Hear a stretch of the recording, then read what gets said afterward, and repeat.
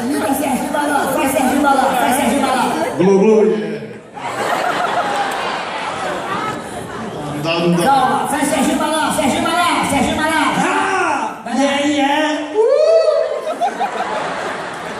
Que eu fiz da minha vida, faz Serginho Malandro. Glu-glu, yeah! Glu-glu, yeah, yeah, yeah, yeah, yeah.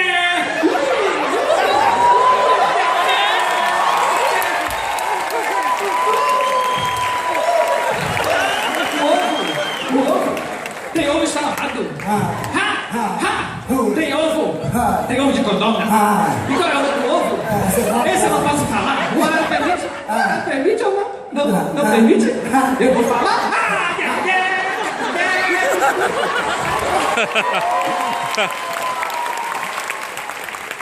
Serginho Malandro. Yeah, glu-glu. Alguém bebe aí? Vovó, cadê você, vovó? Pegadinha! Serginho Malandro. Serginho Malandro.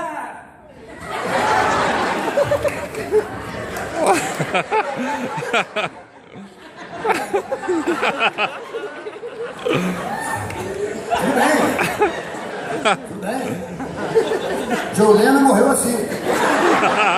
2 passos pra frente, 2 passos todo mundo, vamos lá. Vamos lá agora, fazer agora um teste sério agora. É um teste sério. Vamos lá agora. Teste de ator com triste. Com esperançoso. Com final de festa. É assim? Esse é um cu arrependido.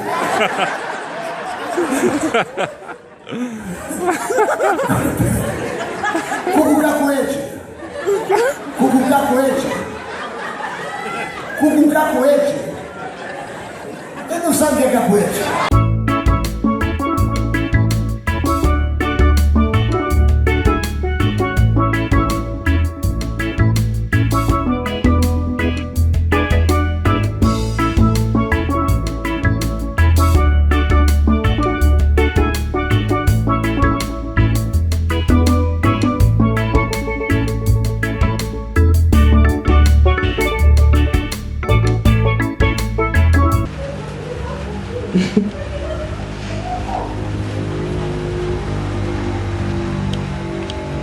Quem é esse? É a caricatura do bicho feio ali. Ah! Aqui tá mais bonito, claro, né? Também.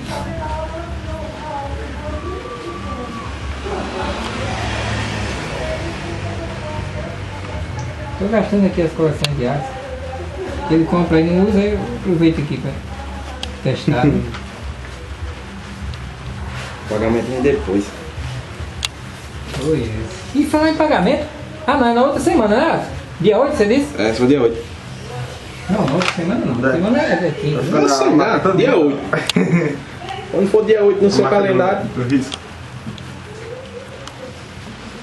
E esse aqui, quem foi que desenhou? Não, pera aí, vamos brincar com... Aí... É o rapaz ali, ó, Quem? que tá pintando com Olha. caneta. Não é fraco não, viu? Eu vou esconder meus desenhos agora, peraí.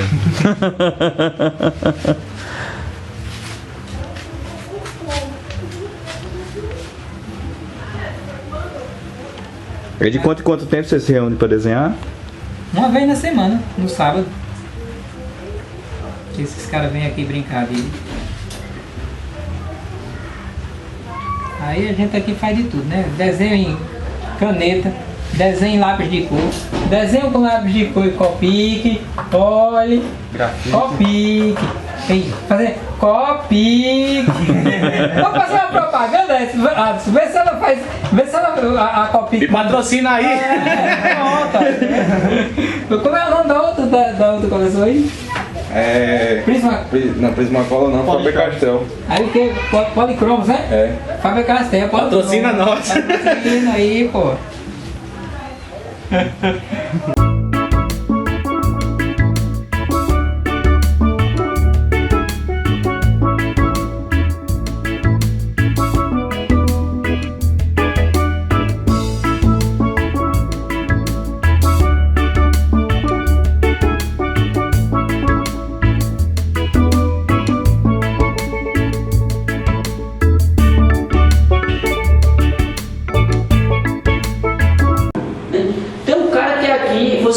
comentei nessa história que era um dos considerados, o cara foi elogiado por Arthur Clarke, pelo Isaac Asimov, por Ray Bradbury, não, acho que não por Kadik, mas por esses caras, e ele é brasileiro, por causa de um conto que o cara fez de ficção científica.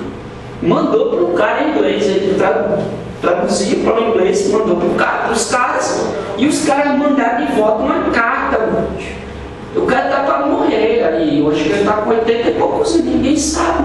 É igual o Chester, que é considerado o maior escritor de terror do Brasil, filmaram um filme sobre o cara tá com 80 anos, veio ser resgatado agora por causa de um cara do alternativo. E ele participa do Facebook, né? Participa, é um cara, ele disse assim, a melhor coisa que eu tive. O Facebook pode ser uma ferramenta alienante para um bocado de gente, mas quando utilizada bem, você pode resgatar verdadeiras pessoas que estavam de forma inteligente. De forma inteligente. E o Chester foi um cara por terror imenso, tal qual esse senhor que eu não me vem agora o nome, porque como eu estou já em outra, eu termino a aula e já vou para outra coisa. Por sinal, é o aniversário dele.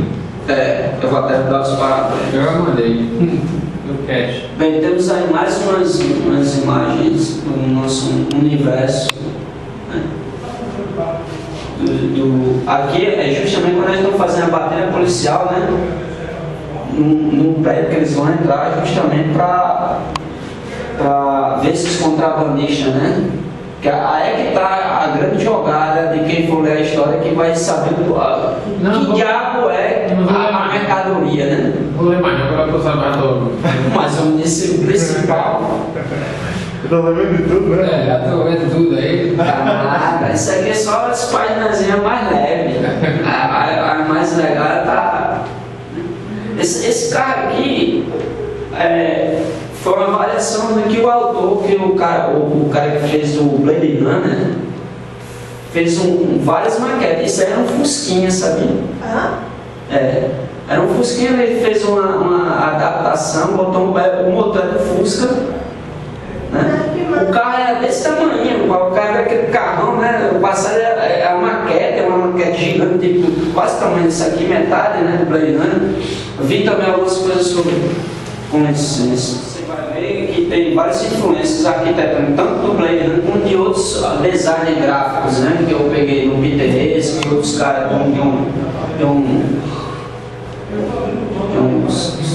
sei lá, um camarada que fez várias coisas de filme de tipo A e outros filmes até o remake do Total Recall. Se você pegar o Blade Runner, ele pegou uma versão do carro do Blade Runner e fez uma extensão desse para trás, né?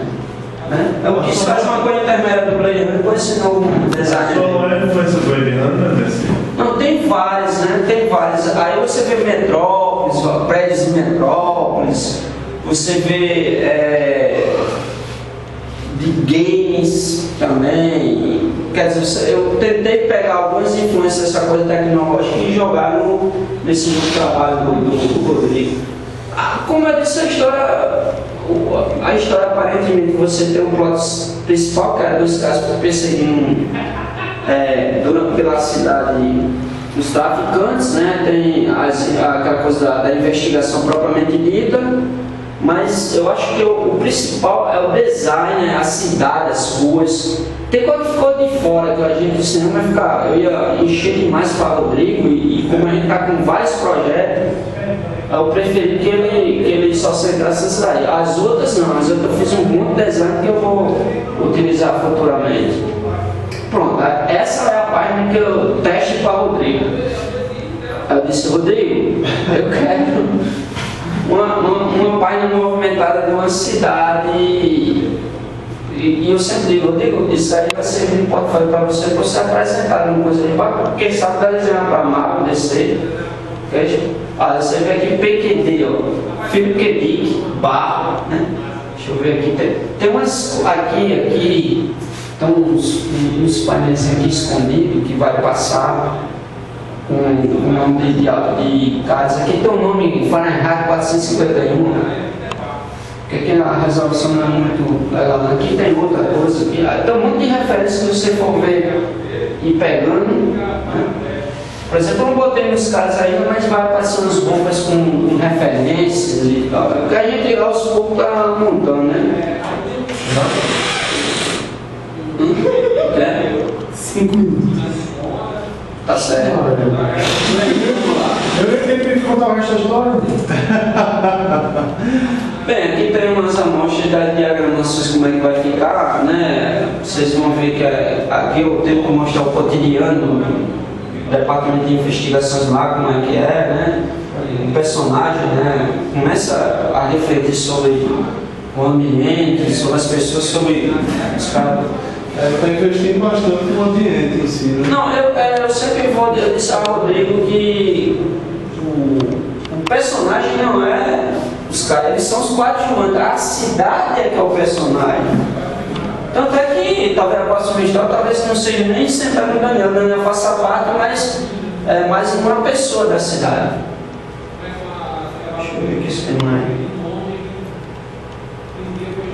Não, acho que acabou, acho que é isso mesmo. Oh, maravilha, acabou.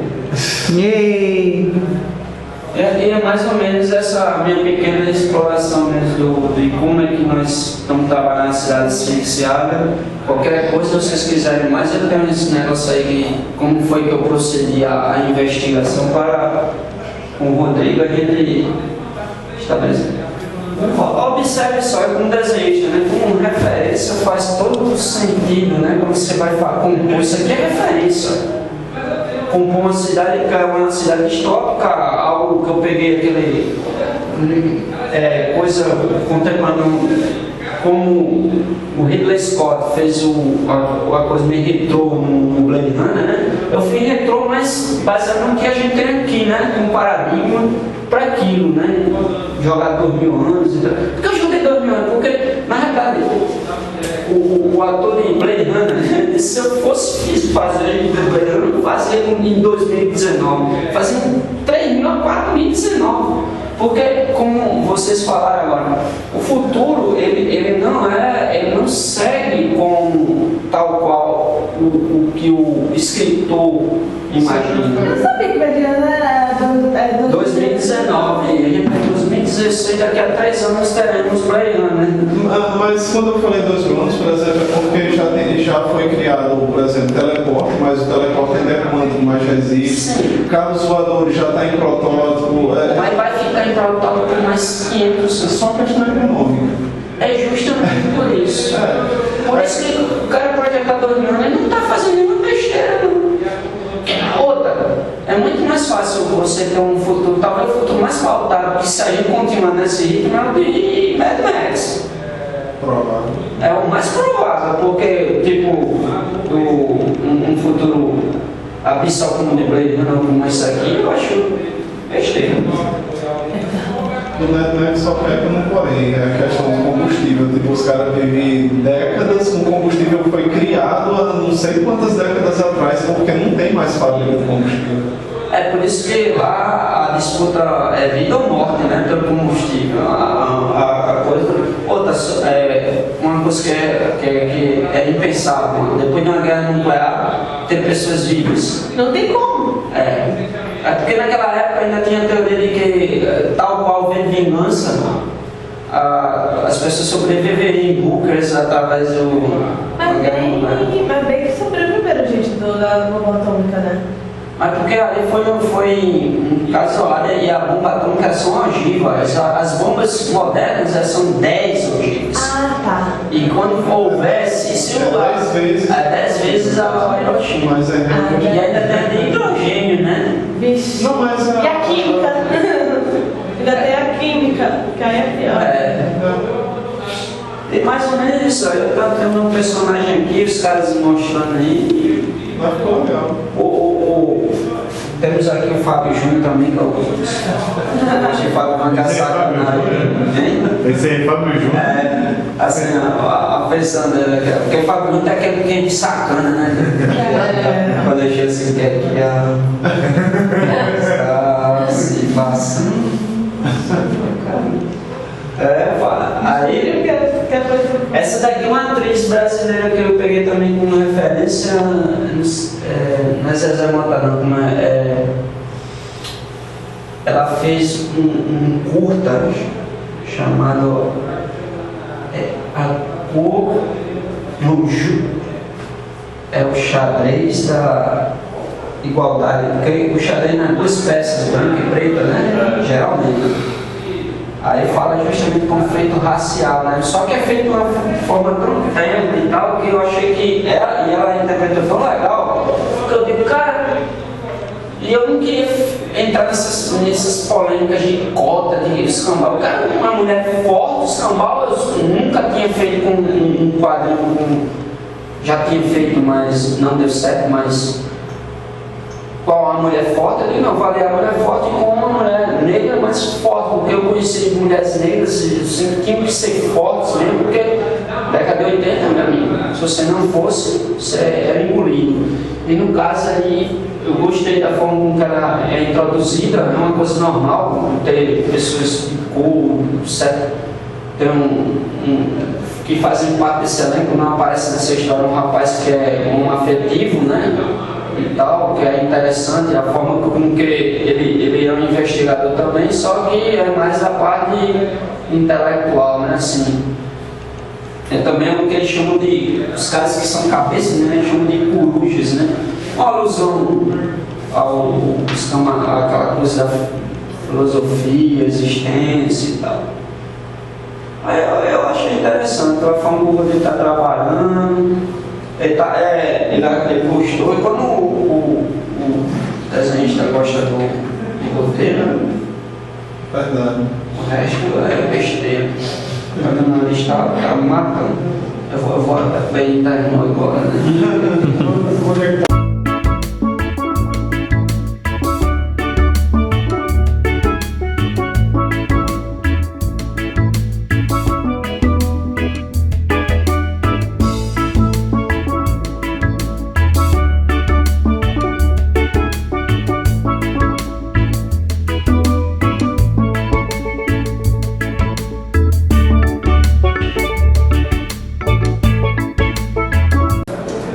Em 1934, ele criou o suplemento juvenil, né? Através de uma articulação com a King Features Syndicate, né? Que é detentora dos direitos dos personagens fantasma, Flash Gordon, Mandrake, né? E todos aqueles personagens, Rick Blackton, né? Mas só que, né, o contexto é o seguinte, é que antes, em 1929, a Gazeta, o jornal Gazeta já havia lançado suplementos. Não foi a do Fire que lançou, foi a Gazeta. A Gazeta foi quem lançou. E ele apenas deu uma alavancada, né? Opa! E aí, essa é uma imagem do suplemento juvenil, né? Que era o que ele publicava.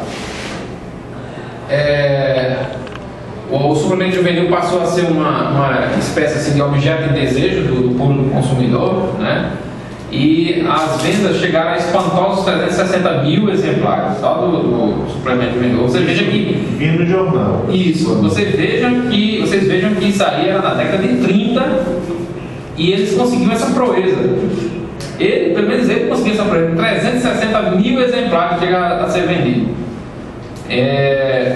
E isso começou a causar um desagrado por parte de algumas pessoas ligadas ao jornal que encartava o suplemento. Por quê? Porque as crianças, os adolescentes estavam comprando o jornal, tirando o suplemento e jogando só o jornal fora. Não estavam, queriam só o suplemento. O suplemento deu uma alavancada nas vendas do jornal, mas gerava esse dissabor para as pessoas que produziam o jornal, né? E o dono desse jornal era o João Alberto Lins de Barros, mas pelo que eu entendo assim, um pouco de jornalismo, o João Alberto era como se fosse o dono, mas devia ter uma espécie de conselho editorial, e esse conselho editorial é que ficava alfinetando a Adolfo Eisner, né? Sobre a questão do suplemento. Então ele teve que acabar com o suplemento, né? E em segredo passou a apoiar a Eisner escondido dos demais membros lá, estimulando a Eisner a criar uma própria empresa para poder publicar o suplemento, né? Então, só que ele se deparou com um problema.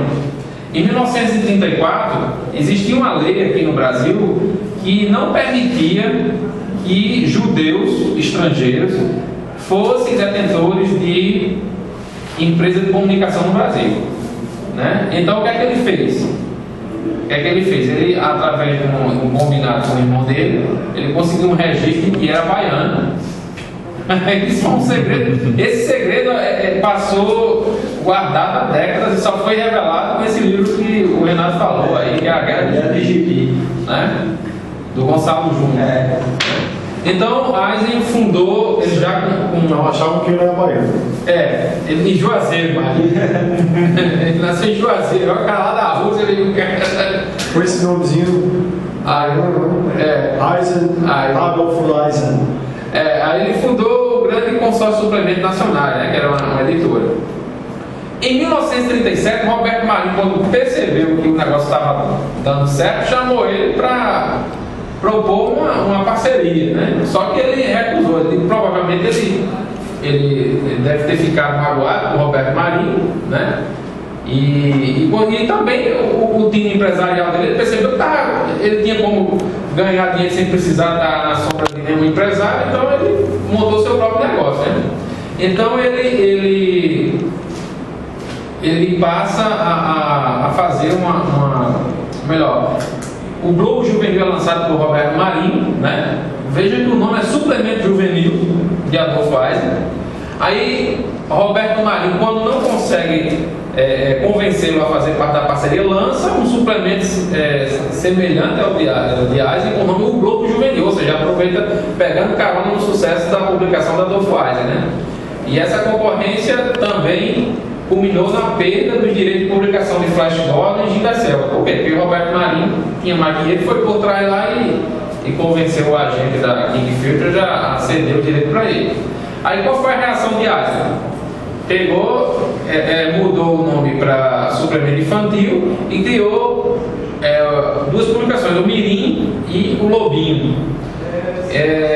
E aí ele passou a sofrer um desestímulo com a Segunda Guerra Mundial, porque o preço do papel elevou-se, não estava mais sendo viável, então ele pensou até em desistir de publicar os personagens de quadrinhos aqui no Brasil. Então em 1942 ele vendeu a empresa dele para o governo de Getúlio Vargas, né? E aí vocês estão vendo aí alguns exemplares do Lobinho, que ele marca a primeira aparição desses personagens, o Super-Homem, o Gavião Negro, né, que era chamado Falcão da Noite, e outros personagens, né, o Flash também, e isso em forma de coletânea, né. E aí, depois ele atentou para retomar vamos dizer assim, o empreendimento na área de quadrinhos, né. E aí ele chamou o senhor lá, o dono do jornal, o José Lins, né, para fazer tipo assim, endossá-lo a conseguir um empréstimo junto ao Banco do Brasil. Se você botar a foto da outra. Sim, você quer que eu volte? Sim, aí. Isso aí são as primeiras aparições do Super-Homem e do Gavião Negro, né? Aí, então, ele conseguiu esse financiamento junto ao Banco do Brasil e em 18 de maio de 1945 ele finalmente fundou a EBAL, né? Que é o foco da nossa pesquisa, né? Então, ele mudou de ideia, né? Como eu já falei, e lançou Superman, né? Passou a ser o carro-chefe da editora. O Superman foi um sucesso de venda de show, talvez reflexo das boas vendas dos Estados Unidos, né? O personagem também fazendo sucesso aqui. Então durou de 47 a 1983 o reinado do Super-Homem, coincidentemente junto com os filmes de Christopher Reeve, né? Foi o reinado aí do personagem. E a partir de 84 a editora abriu, o Victor Sivida foi por trás e deu uma rasteira também nele, né? Além do Roberto Marinho e o Victor Sivida, né? Ele se merece, né? E aí hoje a editora Abril está correndo, se eu não me engano, eu escutei algumas vezes, está falida, né? Está falida, ela vai fechar. Vai fechar. Abril. Mas ela vai ser comprada a Playboy já vai ser outra editora que vai publicar. outra editora A aí. qual terminou em 83, no caso? Não. Só o Super-Homem. Só o Super-Homem. Não, os personagens da DC, os direitos de publicação, eles perderam em 83. Aí foram para abril. Em 84 abril começou a publicar. Vocês vão ver aqui no decorrer, que vocês vão perceber que houve gestões por parte de forças ocultas, né, para tirar esses personagens rentáveis dele, né? Claro, ele era apesar de ser um empresário, mas não detinha o capital que o Roberto Marinho, que era o dono da Globo já, né? Porque após o golpe militar deram a Globo de presente para ele fazer propaganda. Ainda tem o regime militar também enxergando. E aí, voltando um pouquinho no tempo, em 1945, mesmo ano de fundação da EBAL, ele fez uma parceria com a editora Abril, que na época ainda era sediada na Argentina, então ele passou a publicar os personagens Disney aqui, né? Só que quando veio para o Brasil, a editora Abril se chamava Editora Primavera, né? Aí ela passou a pegar tudo de volta. Não, agora eu quero os personagens para mim. E aí monopolizou e se tornou a rival da EBAL. Mas só que a EBAL ela publicava mais o desenhista Rodrigo e aí ela era a grande rival da EBAL, a editora Abril, mas só que a Abril era mais aquela linha infantil, com os personagens Disney, e a EBAL com os super-heróis da DC, né? Então, nos anos 50, além de Batman e Superman, a editora investiu também em Faroeste e Tarzan, que foi um grande sucesso também, né? Ela vendeu muito, né? Aqui são algumas publicações, mas não necessariamente dessa época, dos anos 50. Esse Tarzan, por exemplo, é dos anos 70, que é o Tarzan desenhado por John Buscema da Marvel. É o Tarzan que era produzido pela Marvel, mas que Adolfo Eisen chegou a publicar alguns números, né? E detalhe, eu vou falar depois lá na frente, já no final, dessa questão do rigor das traduções de Adolfo Eisen, da EBAL, com os personagens, mas só que alguns eu não sei se era para fazer uma investida comercial, por exemplo, personagem como Cavaleiro Solitário passou a se chamar Zorro. E quem batizou esse Zorro, o Cavaleiro Solitário Zorro, foi a EBAL, né? E durou muito tempo, só porque eles eram uma máscara, né? Na realidade é o Cavaleiro Solitário. E aí a EBAL também apostou na quadrinização de romances e história do Brasil, né? E para isso, claro, apostou no contrato de artistas nacionais, né? Até isso ela, de certa forma, foi pioneira, né? E aí também ela também passou a apostar em álbuns de luxo, né? Pranchões de flash Bom, esse aí é apenas um dos álbuns que ele lançou, que foi lançado pela editora, né? E hoje é disputado a tapas pelos fãs, né? Você tem esse material? Você pegou na internet? Não, eu peguei na internet, mas eu comprei agora semana passada lá na Saraiva um volume que a Pixar está relançando. Vai relançar. Sim, do Flash Gordon. Sim, Flash Gordon. Esse que é bem bonito, né? Do Planeta Mundo. Isso. O Príncipe Valente também, Ralph Foster, né? Isso aí é tudo. Mas edições assim maiores. Bem maiores, né? Belíssima. O Fantasma, antes de ir para a Rio Gráfica, de Roberto Marinho, também foi publicado na EBAL, né? E aí um exemplo de uma das edições do início do Fantasma, que é o Contos Piratas Singer, né? E aí vocês estão vendo algumas publicações em anos variados do Batman, Flash, Superman. Detalhe, essa edição é o Almanac Superman de 1965. Ela traz uma história histórica, vamos dizer assim, do Super-Homem se encontrando com o presidente Kennedy. Detalhe, o mês que ela foi produzida, o mês que ela foi às bancas dos Estados Unidos, foi o mês que ele foi assassinado. Putz. E aí. Novidade já não. Mas chegou aqui 2 anos depois, né? Não, vai ter uma novidade muito grande lá, né? Foi. Aí ela virou uma edição clássica, né? Lançada no mesmo mês que o cara foi assassinado em Dallas. E aí vem a explosão da Marvel, né? através do. Não era nem a Marvel, era o super-herói Shell. Em 1977, né? Então a Dolph Wise entrou nessa parceria junto com. Era um esforço conjunto de marketing da Ebal, a Atma, que é uma fabricante de brinquedos, ou era fabricante, não sei se existe, e os postos de gasolina Shell. E aí, simultaneamente a esse lançamento, foi lançado também os desenhos desanimados da Marvel, né? Exibidos pela TV Bandeirantes, que alguns dizem que era justamente para simular os quadrinhos, né? Para simular os quadrinhos, mas na realidade eu acredito que tinha sido questão financeira mesmo. É uma produção mais barata. Mais barata, né? Engraçado que se vocês viram, você chegar a ver esse desenho, eles pegam muito dos desenhos de Jack Kirby e série lá, e ele se mexe assim rápido, mais estático, né? Estaticamente. E outros desenhistas como o Jim Cole, né? Que é o nome.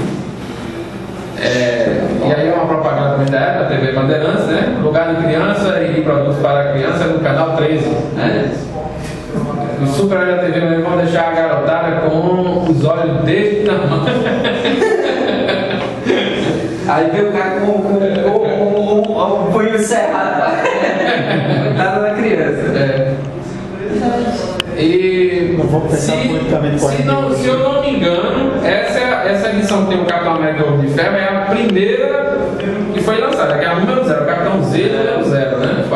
Inclusive eu tenho ela lá em casa em facsímile, né? Lançada pela Panini, né? E aí uma das edições do Thor, né? A número 16, né? Eu acredito que essas ilustrações, principalmente essa do Almanac Super-Herói, tenham sido feitas por algum desenhista daqui. Agora, aí quando começou o Hulk, ali pacífico no meio de todo mundo, né? Esse foi legal. Então, segundo eu vi na pesquisa que eu fiz, um cara lá que postou uma matéria da Ebal, o blog dele, ele disse que a cada abastecimento de gasolina que o cidadão fazia, recebia um boneco de plástico dos heróis da Marvel. Feio, viu? Era feio. Eu pensei que recebia revista, né? Era o boneco. Era o boneco, mas teve um período que eles começaram com revista também. Então, até nos anos 70, mesmo com toda essa perseguição de Roberto Marinho sobre ele, mas ele ainda manteve-se na dianteira, né? Porque ele sabia trabalhar com o negócio. Vocês vejam que muitas das histórias do Homem-Aranha, que eu achava que tinha sido a Rio Gráfica ou a Block que tinha lançado pela primeira vez, foram lançadas pela Ebal. Por exemplo, a morte do Gwen Stacy, eu achava que tinha sido a Rio Gráfica, mas não. A Ebal publicou primeiro. Porque a Rio Gráfica depois é que foi pegando. Não, primeiro foi a Block. Foi a Block e depois. Aí depois da Block ele pegou. Sim, aí a Ebal ela é responsável, por exemplo, pela publicação dessas edições que eu tenho orgulho de tê-las em casa, edições da Batalha do Século, né? Que a Marvel fez uma articulação junto com a DC para juntar os seus dois maiores ícones, né? Que era o Super-Homem da DC e o Homem-Aranha da Marvel. Só que, pelo que eu li nos bastidores, juntamente com os dois vilões, me parece que a produção foi toda da DC. Ela combinada é que o ano seria, eles produziriam, a DC ia produzir uma e no ano seguinte, depois a Marvel ia produzir outra forma. E esse encontro da Batalha do Século do Super-Homem e o Homem-Aranha foi desenhado pelo Rosandro, que era um desenhista popular do Homem-Aranha, mas que também já tinha desenhado o Super-Homem. Né? E aí depois veio o Batman contra o Hulk, desenhada por José Luiz Garcia Lopes, né? Que a editora Abril chegou a publicar esses dois confrontos, mais em um formatinho, né? Isso aí são apenas. Era bom o Marcos Guerra aqui para mostrar que a própria DC já colocava herói contra herói, né? Nos anos 70, né? Se eu não me engano, essa é desenhada por Rich Buckler, do Shazam, e a outra por José Luiz Garcia Lopes, o Super-Homem contra a Mulher Maravilha. Olha, já são de 79, né? 79 e 80. A Panini está prometendo que vai lançar encadernado com o Super-Homem do Garcia Lopes. Que bom, rapaz. Oh, legal. Aí eu coloquei essa figura da capa da Mulher Maravilha, porque tem um homem animal bem musculoso, né? Depois que o Grant Morrison pegou o personagem, ele estava mais humano, mas aí ele era tratado como um super-herói musculoso, né? E eu fiz questão de colocar essa revista do Batman aí, a legenda do Batman, porque traz a origem do personagem de Robin e do Coringa, em que a origem do Batman é desenhada nada mais nada menos que John Byrne. Logo após a saída dele dos X-Men, se eu não me engano. Sim. E aí a origem do Robin e do Coringa é desenhada por Jim Abrams, né? Mas assim, eu guardo muito carinho. E aí eu coloquei essa imagem com essas revistas para mostrar o quanto as revistas eram bem cuidadas, né? Graficamente. A gente hoje olha, não dá importância em relação ao que a gente tem hoje da Panini, da Pixel, Diga-se de passagem que o pessoal das antigas fala que acham que algumas capas que a Panini faz de encadernada não tem o tratamento que da Ebal dava antigamente. Mas, por exemplo, essa do Capitão América aí é capa cartão. É uma capa cartão e essa do Super-Homem também, que você não via, por exemplo, na Editora Abril. A Editora Abril, pelo que eu entendo assim, parece que a Editora Abril fez um trabalho mais de resgate mesmo, para tentar dar uma resgatada nos super-heróis aqui no Brasil. Aí fez alguns sacrifícios, né? Mas depois virou lambança, a meu ver. Mas assim, eu tenho o maior carinho pelas revistas da Abril, porque foram elas que, junto com a da Rio Gráfico, que me conquistaram, né? Para ser leitor do quadrinho de super-heróis. E aí, as revistas eram bem cuidadas graficamente, né? Havia um respeito pelo seu público. A atenção, Adolfo Eisen, ele era uma espécie de Stan Lee mesmo. Stan Lee não respondia cartas, o pessoal visitava a Marvel, então ele era um garoto propaganda. Adolfo Eisen parece que seguia mais ou menos isso aí. Abria as portas da Ebal para as escolas, os alunos visitarem. Ele lia carta por carta e quando podia respondia uma por uma os leitores. Então havia esse carinho, esse contato, e a gente não vê mais hoje em dia, porque até a Editora Abril ainda chegou, e a Rio Gráfica chegaram a publicar Espaço do Leitor e tal. Cartas do Leitor. Cartas do Leitor, e havia uma certa aproximação, né? Eu, pelo menos, a primeira coisa que eu fazia era ler as cartas. Eu gostava de ler aquelas cartas, porque tirava muita dúvida que eu tinha, né? Então, como eu já falei, veio começar as perseguições, vamos dizer assim, perseguições empresariais, né? E aí ele começou a perder o direito. E a Marvel, os alemães foram os primeiros a deixar a Ebal, né? E aí ela ficou só com a DC. Mas aí veio o falecimento, né, de Adolfo Eisen, após essas derrotas, vamos dizer assim, após esses baques da editora. Ele faleceu em 1991 e os filhos prosseguiram, né?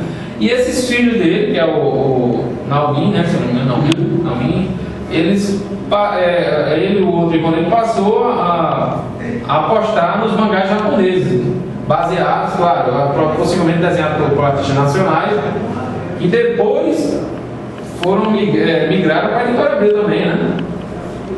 Deve ter feito muito sucesso. Então fazia muito sucesso o Changeman, o Flashman, o Jiraiya, o Jaspion, né? Então o fim. Eu só me lembro ainda nos desenhos da televisão mesmo. Isso. Então o fim mesmo foi em 1995, ou seja, o ano passado completou 20 anos que a Ebal fechou suas portas definitivamente, né?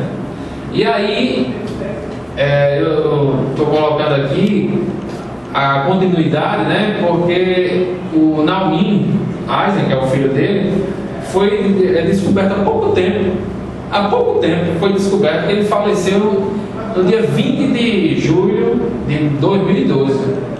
E foi aquela coisa assim, tipo abafada, ninguém sabia. Eu acredito que tenha sido o Gonçalo Júnior que escreveu o livro A Guerra dos Gibis, e foi atrás, ele era muito próximo. E aí ele postou uma matéria no Facebook. Eu vi essa matéria no Facebook, eu vi que tinha sido ele, o Gonçalo Júnior. E aí o Naomi Eisen estava com uma situação econômica difícil, foi encontrado no asilo, morreu no asilo, mantido pela comunidade judaica carioca, né? E a leitura que eu faço é que esse é o preço que a gente paga, infelizmente, por desenvolver um trabalho tão brilhante.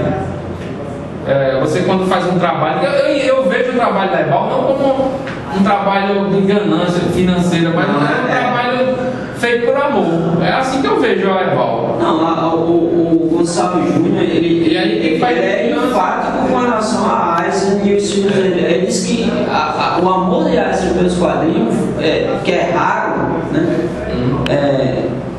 Extrapolou para os filhos, né? Aquela coisa de querer trabalhar a ideia do quadrinho, não como apenas uma mercadoria, mas como algo que realmente significasse mais do que isso, né? E olha só, Renato, de acordo com essa matéria, ele estava afundado em dívidas e muitas dívidas trabalhistas e também impostos altos cobrados pelo governo. Então eu entendo que quando envolve o governo, como é que o governo persegue uma editora? Tem que ter politicagem também. Eu entendo assim, qualquer editora ela deveria ter isenções, né? Isenções de imposto, porque na realidade ela é uma empresa que faz sacrifícios para colocar um determinado produto no mercado. Você está colocando um produto para ser consumido, mas que ele vai causar reverberações, vamos dizer assim, né? No público, ele vai causar um efeito positivo. Pelo menos a intenção é de ser positivo. Assim, publicação de quadrinhos aqui, ela está declarando que alguns produtos dela, a maioria dos produtos, na verdade, chega a ter 40% de imposto, 40% do preço do carro. É uma taxa absurda. Isso é absurdo. Então, com a morte de Naumin, né? Ou melhor, com a morte de Eisner, em seguida com a do filho dele, anos depois, no caso, mais de 20 anos depois, né? Quase 20 anos depois, um encerramento assim, de uma história muito bonita no mercado editorial brasileiro. Né? Deixa eu fazer só uma adenda aqui sobre editoras. O governo estava para estabelecer uma queda da metade dos impostos para as editoras. Aí foi lá, Veja, os civitas, junto com as organizações do Globo, porque se cai as taxas, o governo quando vota, não cai só a taxa da Globo e da editora, não, isso aí é concorrência para eles, aumenta a taxa. Aí os títeres deles, que são governadores e senadores, votaram contra e aumentaram mais a taxa ainda. Nós estamos num mundo reacionário em que não é só o capitalismo, eu estou falando isso polarizar nosso país, em que às vezes você se sente como aquele camarada que está no navio sem velas ao sabor da correnteza, tá entendendo? Se rei a arte, se rei a população, eu quero mais é meu. Trabalho assim. Eu já estou aqui terminando o meu slide, né? Porque eu terminei aqui que encerrou uma história, né? Do mercado editorial brasileiro. E aí, quem de vocês tiverem interesse, maiores informações, é só comprar esse livro, A Guerra do Gibi, de Gonçalo Júnior. Tem toda a história da EBAL, esmiuçada.